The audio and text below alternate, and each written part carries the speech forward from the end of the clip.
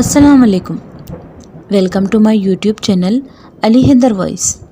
اگر میری ویڈیو پہلی بار دیکھ رہے ہیں تو میری آپ سے گزارش ہے کہ میرے چینل کو سبسکرائب کر کے بیل نوٹیفیکیشن آن کر دیں تاکہ ہماری آنے والی ویڈیو اپڈیٹس آپ کو بر وقت ملتی رہے۔ تو آئیے سنتے ہیں جگنو مسجد کا جن، اس مسجد کے جن کی لازوال داستان۔ یہ داستان ایک سچی اور ناقابل یقین ہے۔ یہ واقعہ میری امی کے ماموں کے ساتھ پیش آیا تھا، جس کا ایک ایک قصہ حقیقت پر مبنی ہے۔ تو سنتے ہیں جس کے ساتھ یہ واقعہ پیش آیا اسی کی زبانی۔ شمشاد بیگم کے انتقال کے بعد میں بالکل تنہا ہو گیا تھا اور اپنی ذمہ داری بیٹے کو سونپ کر فارغ ہو چکا تھا۔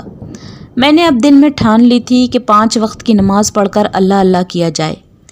ایک دن میں وضو کر کے تہجد کی نماز کے لیے دوڑتا ہوا مسجد کی طرف چلا آیا۔ اچانک میری نظر ایک بوڑھے آدمی پر پڑی۔ وہ مسجد کی سیڑھیاں پانی سے دھو کر صاف کر رہے تھے۔ ان کے جسم میں اتنی پھرتی دیکھ کر میں حیرت زدہ ہو گیا۔ یہ اتنی تیزی سے کام کر رہے تھے جیسے کوئی ہٹا کٹا نوجوان ہو۔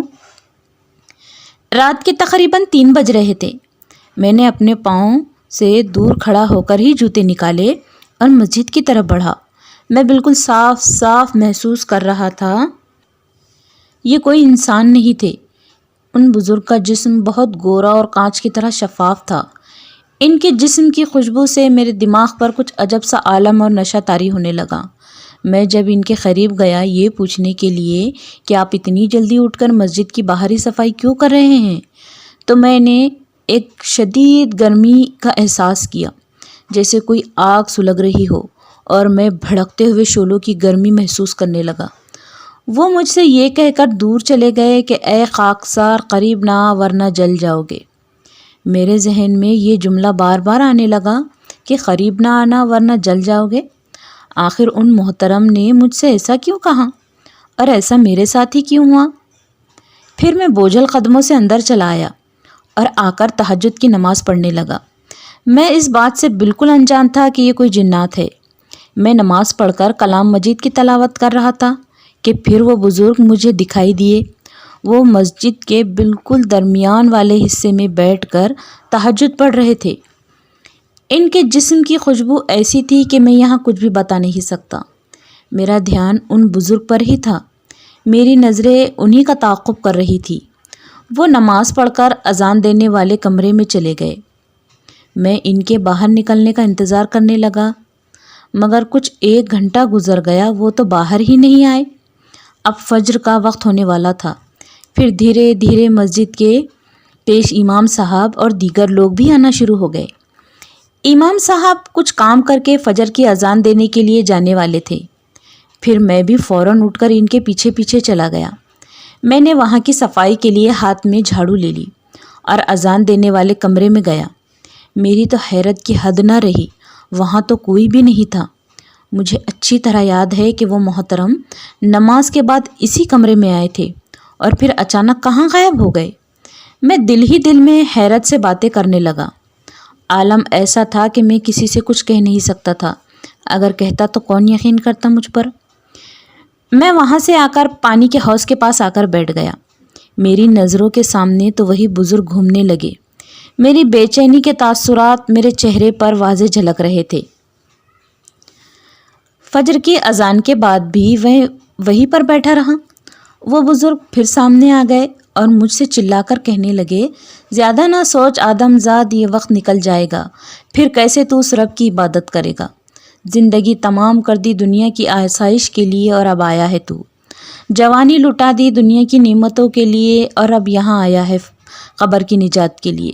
زیادہ سوچنا، وقت نکل جائے گا۔ بہت سارے جملے انہوں نے کہے، مگر میرے ذہن پر جو چھپے تھے، جو مجھے یاد رہ گئے، وہی میں نے یہاں بیان کیے ہیں۔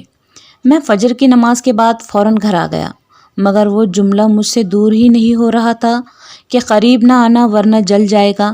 آخر وہ کیا تھے اور کون تھے؟ سوچتے سوچتے میری نیند کو پر لگ گئے اور میں گہری نیند میں سو گیا۔ کافی دیر تک میں سوتا ہی رہا۔ جب دوپہر کے کھانے کے لیے میرے بیٹے کے بچے مجھے جگانے آئے تو میں گڑبڑا کر اٹھ گیا۔ ایک خواب نہ جانے مجھے کیسے حقیقتوں سے آگاہ کر رہا تھا۔ میں اس خواب کے بارے میں سوچتا رہا۔ میری فکر اتنی گہری ہو گئی کہ دوپہر کا کھانا بھی مجھ سے کھایا نہ گیا۔ میں نے کسی سے بھی اس خواب کو لے کر کوئی بات نہ کی۔ مجھے نہیں معلوم کہ ایسا میرے ساتھ ہی کیوں ہو رہا ہے۔ میرے خواب میں ہمارے گاؤں کی مسجد دکھائی دینے لگی۔ اس مسجد کا نام جگنو مسجد تھا۔ میں نے خواب میں دیکھا اس مسجد میں ایک چھوٹا سا کنواں تھا اور وہ بونج گیا ہے۔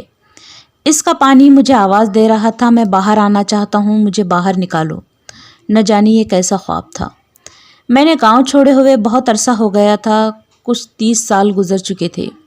یہ جگنو مسجد بھی بہت قدیم تھی، یہ کافی پرانی تھی، حتیٰ کہ اس کی تعمیر کالے پتھروں سے کی گئی تھی، اور جدید مسجدوں کی وجہ سے اس مسجد میں زیادہ کوئی نہیں جاتا تھا۔ کبھی کبھار جمعہ کی نماز کی ادائیگی ہو جاتی تھی۔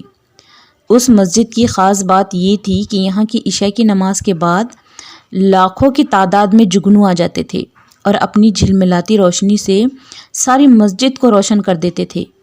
اس لیے اس مسجد کو نام دیا گیا جگنو مسجد۔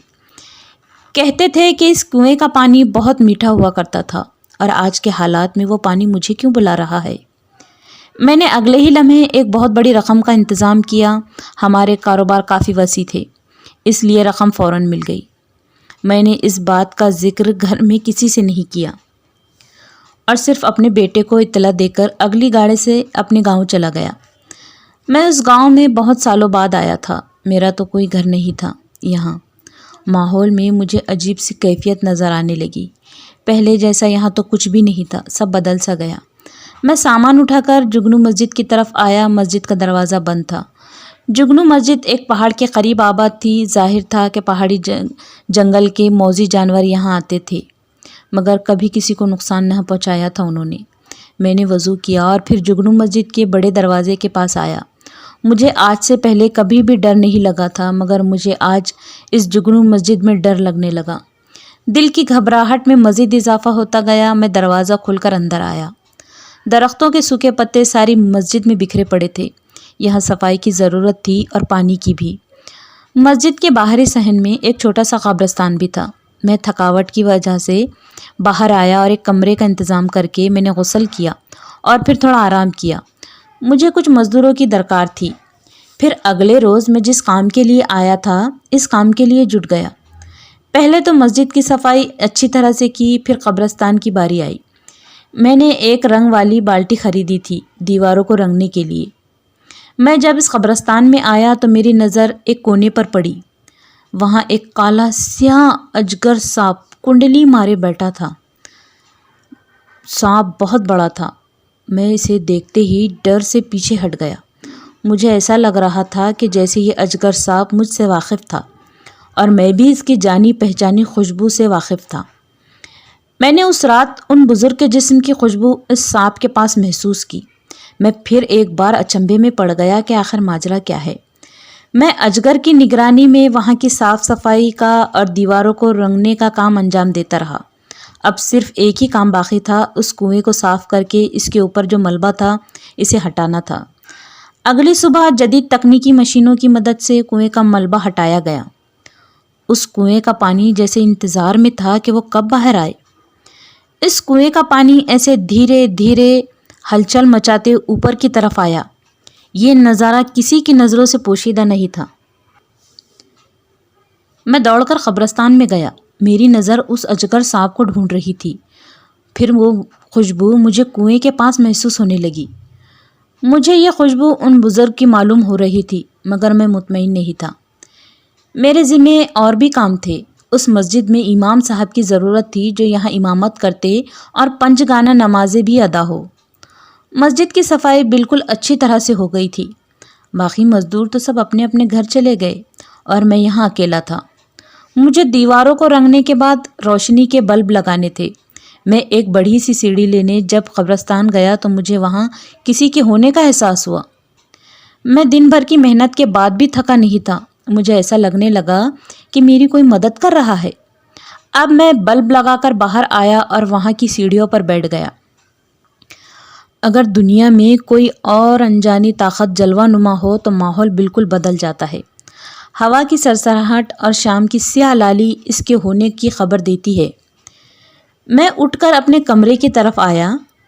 پھر میں نے فوراً آ کر وضو کیا اور پھر عشاء کی نماز اور اذان دینے کے لیے مسجد کی طرف جانے ہی والا تھا کہ میں جب باہر آیا تو میری نظریں جیسے مجھے دھوکہ دے رہی ہو۔ وہ بزرگ میری طرف بڑھ رہے تھے۔ مجھے شدید گرمی کا احساس ہونے لگا۔ میں اپنی کانپتی اور بڑبڑاتے لفظوں میں کہنے لگا، آپ یہاں اور یہاں کیسے آ گئے؟ وہ کچھ فاصلے پر کھڑے ہو کر کہنے لگے، اپنے آپ کو سنبھالو، میں جگنو مسجد کا محافظ جن ہوں، میں اپنی طاقت سے کہیں بھی آ جا سکتا ہوں۔ جگنو مسجد کافی عرصے سے ویران تھی۔ صفائی کا یہ کام میں خود بھی کر سکتا تھا، مگر یہاں پر نماز کے لیے انسانوں کو کیسے بلاتا؟ اس لیے میں نے اس روز مسجد کی صفائی کے دوران اپنا آپ تم پر ظاہر کیا اور تمہیں یہاں لے آیا۔ جگنو مسجد پھر سے آباد ہو گئی ہے اور میں بھی اب کہیں نہیں جاؤں گا۔ وہ پلک جھپکتے وہاں سے غائب ہو گئے اور ان کے جاتے ہی خوف سے میں نیچے بیٹھ گیا۔ پھر خود کو دھیرے دھیرے سنبھالتے ہوئے میں جگنو مسجد میں آ گیا۔ دروازہ کھولنے سے پہلے مجھے کچھ آواز سی آئی اندر۔ ایسا محسوس ہو رہا تھا کہ مسجد کے اندر 3-4 بڑے بڑے شیر ایک ساتھ آواز لگا رہے ہوں اور اپنے ہونے کا احساس دلا رہے ہوں۔ میرے ساتھ نماز عشاء کے لیے اور بھی لوگ آ گئے اور پھر سے مسجد آباد ہو گئی۔ نمازیں ادا ہونے لگی، لیکن یہاں کے لوگ اب بھی جگنو مسجد کے اندر جانے سے کتراتے ہیں۔ ان کا کہنا ہے یہاں کوئی محافظ جن ہے جو ہر وقت جگنو مسجد کی حفاظت کرتا ہے۔ میں اپنے گاؤں میں کچھ روز رہتا ہوں اور پھر واپس شہر لوٹ جاتا ہوں۔ اگر میری کہانی اچھی لگے تو سبسکرائب کرے اور لائک بھی کرے اور کمنٹس کرنا نہ بھولے۔ خدا حافظ۔